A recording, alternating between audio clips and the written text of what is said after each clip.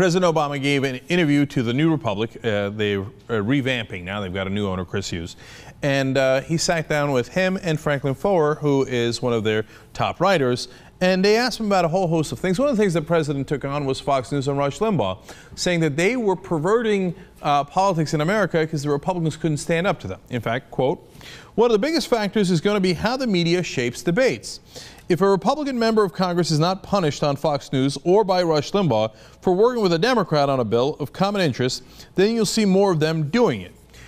Now, this is in response to a general conversation they were having about President Obama's second term. Now, he had said before the elections, hey, they'll wake up after the election if I'm reelected and realize they've got to work with me. When they asked him about that, how's that going so far, he said, not so good, right? And he's saying part of the reason to blame is Fox News and Rush Limbaugh because of the pressure they put on the Republicans. So far, I totally agree. I'm really glad that he brought up the topic because it's an important one to consider.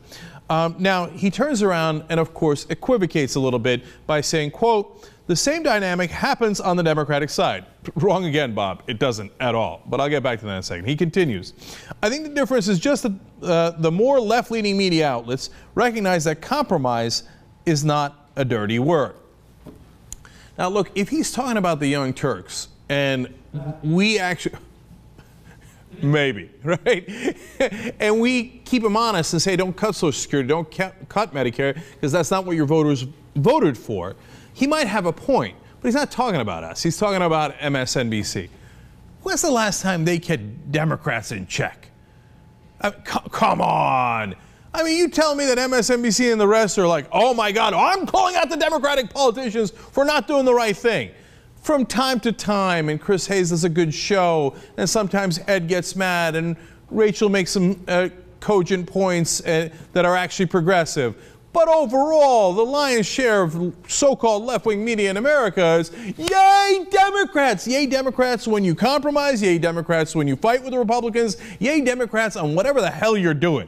So there is no equivalent to Fox News and Rush Limbaugh saying, Republicans, you're doing the wrong thing, be more conservative. MSNBC and the rest of the so-called liberal media hardly ever does that. They should do that a hell of a lot more. Why? It's a matter of what's right. If you're an actual progressive, of course you should push the president to be progressive. And now, since they don't, here comes equivocating President Obama again and again. Now, he says that he doesn't equivocate. I like the next quote here, too. He says, quote, "There's no equivalence there," referring to the right wing, left wing.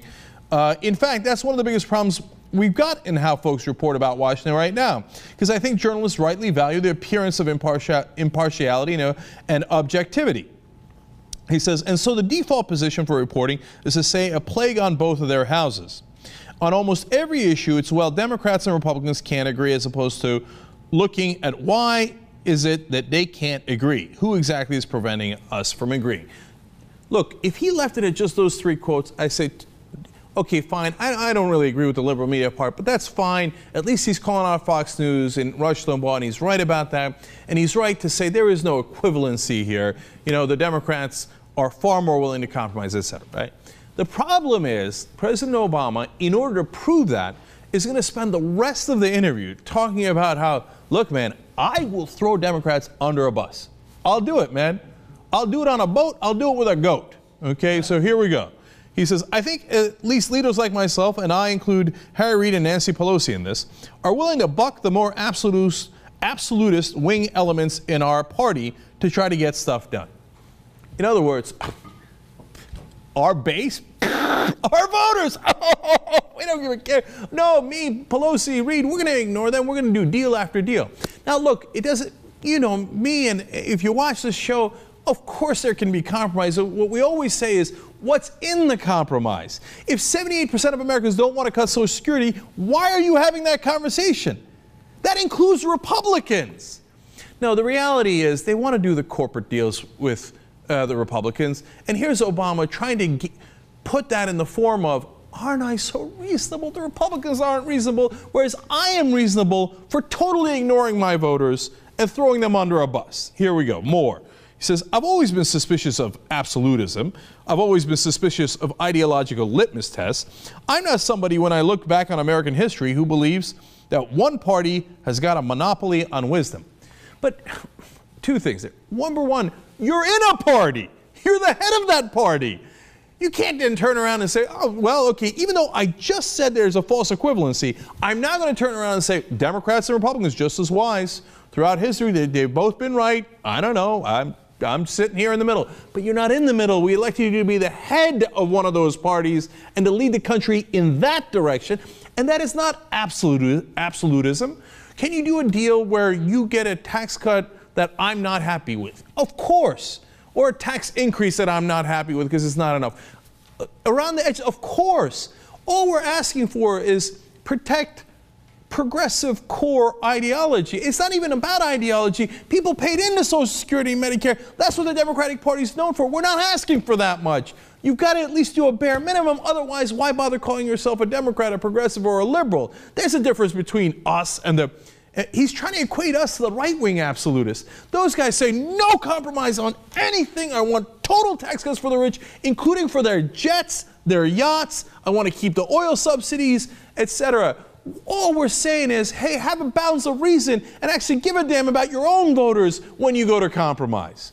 But President Obama's not interested in that. He continues. This is what, quote number 3 or 4 on this same line of, believe me, I don't give a damn about Democrats. Quote, and yet I'm confident we could have gotten a Democratic votes for that package, referring to a grander package where they would have done more cuts of entitlement, what they call entitlements, despite the fact that we're going after some Democratic sacred cows.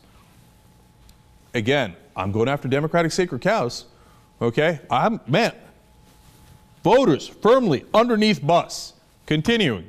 But if we can get through this first period and arrive at a sensible package that reduces our deficits, stabilizes our debts, and involves smart reforms to Medicare and judicious spending cuts with some increased revenues and maybe tax reform. And that's the final part of the puzzle. How many times does President Obama have to tell you before you believe him? Did you hear that? Smart reforms to Medicare. That means he's cutting it. He ran a whole campaign about how he wasn't going to cut it. In fact, the Republicans, if you remember, ran a campaign. Mitt Romney, oh my God, Obama cut $716 billion from Medicare. Well, us Republicans, we won't cut from Medicare. And what happens? Right after the election, the Republicans say, we demand you cut from Medicare. And Obama says in every single interview, don't worry, I will definitely cut from Medicare. Look, it's one thing to say, hey, the tax percentage should be this, or the tax reform should be that. It's another thing to say, even though I just ran a whole campaign saying I won't cut Medicare, my first priority is cutting Medicare.